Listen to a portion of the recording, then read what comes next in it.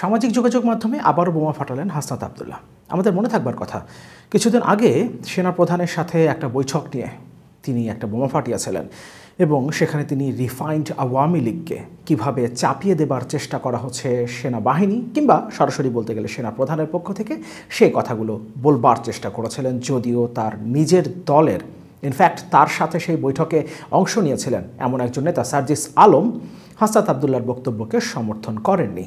তিনি বিষয়টাকে ভিন্নভাবে দেখেছেন এবং সেই বিষয় নিয়ে পরবর্তীতে আরও নানান আলোচনা হয়েছে। তার দলও সরাসরি তাকে সমর্থন করেনি সে সময়। এমনকি এর পরপরই আমরা বিভিন্ন সময় দেখেছি হাসনাত আবদুল্লাহ নিজেও সেনাবাহিনীর প্রতি তাদের আস্থার কথা তার বক্তৃতায় বারবার বলার চেষ্টা করেছেন।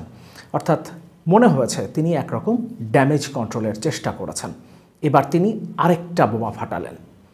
তিনি বলার চেষ্টা করেছেন বাংলাদেশের কোনো একটা রাজনৈতিক দলের কোনো নেতা রয়ের স্টেশন হেডের সাথে দেখা করেছেন এবং তার দেয়া প্রেসক্রিপশন অনুযায়ী বাংলাদেশে রাজনীতি করার চেষ্টা করছেন এবং তিনি বলেছেন এভাবে বাংলাদেশে রাজনীতি করা যাবে না।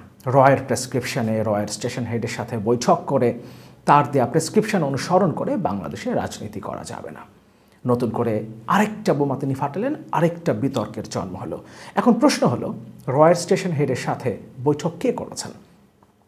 গত কিছুদিনে আমরা যদি দেখি বড় দল হিসেবে বিএনপি এবং বিএনপির মহাসচিব মির্জা ফখরুল ইসলাম আলমগীর দেশের বাইরে গিয়েছিলেন, সিঙ্গাপুরে গিয়েছিলেন ইনফ্যাক্ট চিকিৎসার জন্য।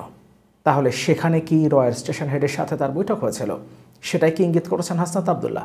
কিংবা জামাত ইসলামের আমির ডাক্তার শফিকুর রহমান কয়েকদিন আগে লন্ডনে গিয়েছিলেন এবং সেখানে বেগম জিয়ার সাথেও তার দেখা হয়েছে, সৌজন্য সাক্ষাৎ হয়েছে তার বক্তব্য অনুসারে, এবং তার পরপরই তিনি অবশ্য নির্বাচনের একটা সময়সীমা বলেছেন।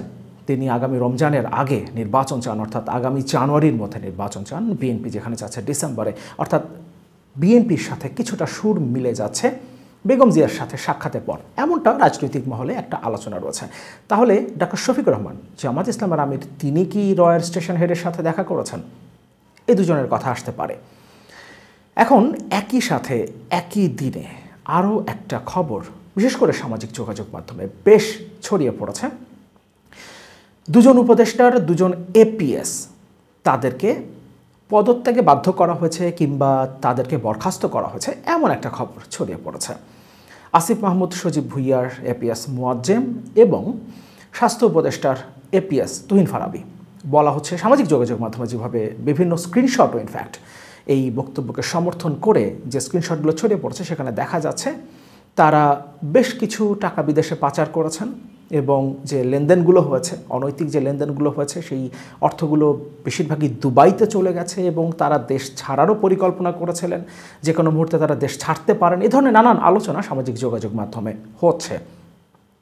এরই মধ্যে হাসনাত আবদুল্লাহর এই স্ট্যাটাস কিংবা এই বোমা ফাটানো, কেউ কেউ মনে করতেই পারেন হাসনাত আবদুল্লাহ কি এই বিষয়টাকে ধামাচাপা দেওয়ার চেষ্টা করছেন। আর যদি সেটা না হয়ে থাকে, তাহলে বাংলাদেশের কোন রাজনৈতিক দলের কোন প্রতিনিধি রয়ের স্টেশন হেডের সাথে দেখা করেছেন সেই বিষয়টাও পরিষ্কার হওয়া অত্যন্ত জরুরি। কারণ বিদেশি কোনো শক্তির দ্বারা প্ররোচিত হয়ে কিংবা তাদের প্রেসক্রিপশনে বাংলাদেশের রাজনীতি করা যাবে না, ফুল স্টপ, পরিষ্কার কথা। আমরা সকল দেশের সাথে কূটনৈতিক সম্পর্ক চাই এবং সেটা হবে সমতার ভিত্তিতে, কিন্তু কারো দেয়া প্রেসক্রিপশনে বাংলাদেশ চলতে পারে না, বাংলাদেশের রাজনীতি চলতে পারে না। এটাও আমাদেরকে মাথায় রাখতে হবে। সুতরাং কে দেখা করেছেন, কে বৈঠক করেছেন, হাসনাত আবদুল্লাহর উচিত সেটাও পরিষ্কার করা। এখানে আরেকটা প্রশ্ন তৈরি হয়, হাসনাত আবদুল্লাহ এই তথ্যটা কোথায় পেলেন? আমরা যদি তর্কের খাতিরে ধরে নেই সিঙ্গাপুরে বিএনপি মহাসচিব মির্জা ফখরুল ইসলাম আলমগীরের সাথে রয়ের স্টেশন হেডের মিটিং হয়েছে, তাহলে এই তথ্য হাসনাত আবদুল্লাহকে কে দিয়েছে? সরকারি গোয়েন্দা সংস্থার বাইরে, আমরা বাইরে থেকে চিন্তা করি, পরে সরকারি গোয়েন্দা সংস্থার বিষয়ে আসবো। বাইরে থেকে এই তথ্য তাকে দিতে পারে বিএনপির কেউ, কিংবা এ ধরনের কোনো বৈঠক হলে সেটা দলের মধ্যেও খুব বেশি আলোচনা হবার কথা না, অত্যন্ত কনফিডেন্সিয়ালি বৈঠক হবার কথা। সেক্ষেত্রে মির্জা ফখরুল ইসলাম আলমগীর নিজে থেকে কারো মাধ্যমে এই তথ্য দিয়েছেন বা এমন কারো কাছে এই তথ্যটা তিনি দিয়েছেন যিনি হাসনাত আবদুল্লাহ পর্যন্ত বিষয়টা পৌঁছাতে পারেন, সেটা হবার কথা না। আবার রয়ের স্টেশন হেড কিংবা রয়ের স্টেশন হেডের আশেপাশে থাকা কেউ, রয়ের কেউ কি হাসনাত আবদুল্লাহকে তথ্য দিয়েছেন? তাহলে হাসনাত আবদুল্লাহরও কি রয়ের সাথে কোনো যোগাযোগ আছে?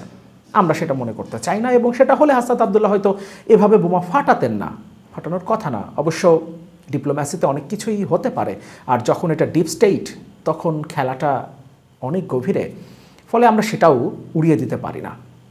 এবার আসি, সরকারি গোয়েন্দা সংস্থা কি এ ধরনের কোনো তথ্য হাসনাত আবদুল্লাহকে দিয়েছে? আর যদি সেটা দিয়ে থাকে, তাহলে সরকারি গোয়েন্দা সংস্থা কিংবা সরকারি গোয়েন্দা সংস্থা মানে তো সরকার কি কোনো একটা রাজনৈতিক দলের কোনো একজন সংগঠককে, কোনো একজন শীর্ষ নেতাকে এ ধরনের তথ্য সরবরাহ করতে পারে? আর যদি সেটা করে থাকে, তাহলে সেটাও তো গর্হিত অপরাধ। এখন এই অপরাধটা আসলে কে করেছে সেটা পরিষ্কার হতে পারবো আমরা তখনই, যখন হাসনাত আবদুল্লাহ আমাদেরকে পরিষ্কারভাবে বলবেন তিনি কার কথা ইঙ্গিত করেছেন এবং এই তথ্যটা তিনি কোথা থেকে পেয়েছেন।